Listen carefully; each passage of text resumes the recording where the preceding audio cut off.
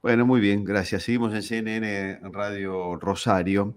Em, Mañana miércoles 27 de septiembre a las 19 horas, en el Salón Pellegrini del Jockey Club de Rosario, que está muy cerquita de la radio, en Córdoba y Maipú, se va a presentar el libro El Diablo, Bernardo de Monteagudo, El hombre prohibido, el héroe imposible. La entrada es libre y gratuita, por supuesto hasta agotar la capacidad de la sala, y la autora, que va a ser presentada por Juan Carlos Altare y va a estar en diálogo con María Nelia de Juano y Magdalena Aliau, va a conversar ahora con nosotros, es Florencia Canale, está en línea. Florencia, ¿qué tal? ¿Cómo estás? Buen día, Marcelo Fernández, mucho gusto.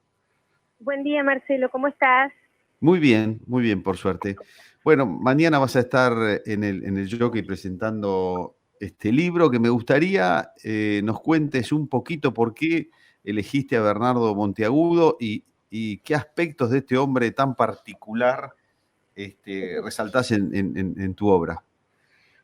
Me río porque cada vez que hablo, y en general con hombres, de Bernardo de Monteagudo, que me agradecen tanto que haya escrito de ese hombre del que se ha escrito poco, digamos, por supuesto, no dentro de la historiografía, pero sí, tal vez, un hombre que tuvo tanta importancia en el proceso independentista, eh, bueno, ha sido corrido a un costado o ignorado y demás, porque seguramente, no sé si vos, pero mucha gente, eh, tal vez vos sepas bien quién fue Bernardo de Monteagudo, pero en general te resuena su nombre, pero bueno, tal vez no tengas muy claro quién fue, no, sí, un revolucionario, bueno, sí, participó de la Revolución de Mayo, pues no. No, Bernardo de Monteagudo sí fue un jacobino importante dentro del proceso independentista de América. Diría que fue el primer revolucionario porque participó de la revolución de Chuquisaca, que fue un año antes que la nuestra, ¿cierto? Fue Ujú. 1809. Eh, Trabajó junto a los tres libertadores de América, ¿no? San Martín, O'Higgins y Bolívar. Fue ministro de Guerra y de Relaciones Exteriores de San Martín en el Protectorado del Perú. Digamos, fue un hombre importantísimo, un tucumano que nació en 1789, que murió demasiado joven. Joven, murió joven, sí, muy joven, pero hizo muchas cosas para tan poca edad, tan poco tiempo. Exactamente, exactamente, hizo mucho, tenía tal vez bastante más por vivir, fue un rebelde con causa y un tipo que, bueno, en todo caso sigue siendo discutido y, y bienvenido sea haber, para mí, haberme introducido en su vida, porque evidentemente me cautivó, a mí Y también. Florencia, antes que Sí. nos cuentes un poquito más sobre el libro propiamente dicho, ¿por qué, qué razón o qué motivo encontraste para que tuviera, entre comillas, esto, tan poca prensa, como vos describías hace un ratito? Bueno, yo creo que fue víctima de todo tipo de operaciones. Vos sabéis que, para empezar a hablar, era hijo de una esclava, de una mulata. O sea, él era un muchacho mulato. Y entonces, claro, integrar los círculos de la élite, bueno, fue víctima de un gran racismo en ese entonces, um, pero pudo trascender esto y estudiar en Chuquisaca. Se recibió de abogado a los 18 años, muy joven, con honores.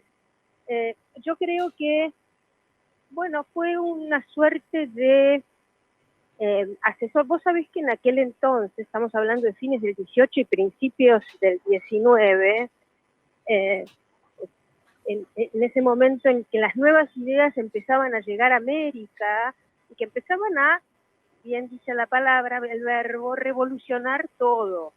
Entonces, bueno, algunos hombres, esas ideas, eh, digamos, eran pregnantes y ofrecían su servicio, en todo caso, al mejor postor, ¿no es cierto? Ujú. Eh, Monteagudo, por lo pronto, no era un muchacho de la élite imperante, esto era un problema para algunos, era mulato, también era un problema para algunos, y era bastante sanguíneo y beligerante, ¿no? Un tipo muy avasallante y a veces eso le traía problemas, ¿no es cierto? Por eso decís el hombre prohibido, el héroe imposible. Exacto, entre otras, bueno, y agreguemos, ¿no es cierto?, que para algunos hombres era un sujeto mirado con desconfianza, para las mujeres un hombre a venerar, ¿no? Era un Ajá. gran Casanova, fue un gran Casanova, un gran seductor, eh, y entonces, bueno, esto, y además digamos, no tenía miramientos el querido Bernardo, ¿no? Ujú. Casadas, solteras. Era brutal, por decirlo de alguna manera.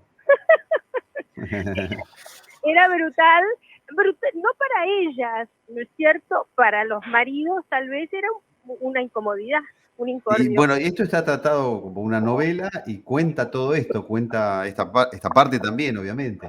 También, claro, cuenta esto y además, bueno, esto también le valió, vos sabés, que se cuenta la leyenda y a mí me gusta a veces creer en las leyendas, ¿no? Cuenta la Sí. leyenda que no hubo señora que le dijera que no. Y entre estas señoras que no le dijeron que no, tal vez le dijo, sí, ¿qué tal Bernardo? ¿Cómo estás? Te escucho. Fue Remedios de Escalada y entonces esto, bueno, trajo un problema, ¿no es cierto? Porque él estaba muy cerca de José de San Martín. Por supuesto, por supuesto. Además, Monteagudo llega antes a Buenos Aires que San Martín. Monteagudo llega en el 11, San Martín llega en el 12.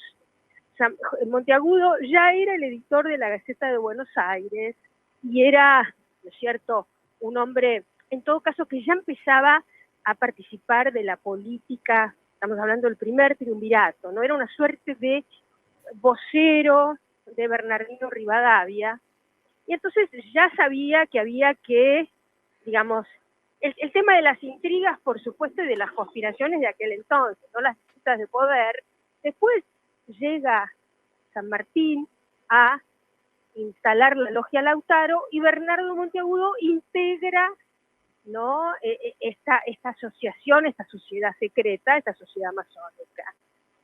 Sin embargo, Monteagudo en principio se alía con Carlos de Alvear, ¿no es cierto? La logia se divide en dos grupos, en dos facciones, los sanmartinianos, digamos, los que seguían a San Martín, los otros los que seguían a Alvear.